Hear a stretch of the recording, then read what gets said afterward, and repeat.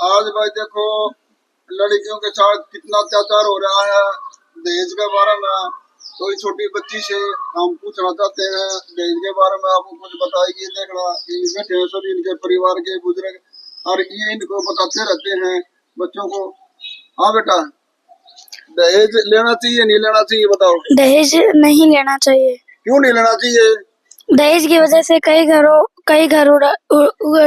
उजड़ जाते हैं, उनमें आग लगनी शुरू होती है, लड़ाई होनी शुरू होती है, कोई खुश नहीं रह पाता।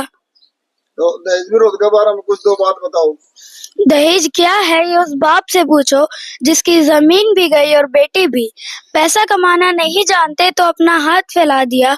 कुछ तुम जैसे लोगों ने ही दूल्हे को भी बिकाऊ बना दिया।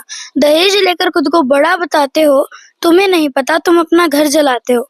तुम्हें नहीं पता तुम अपना घर जलाते हो। Very good.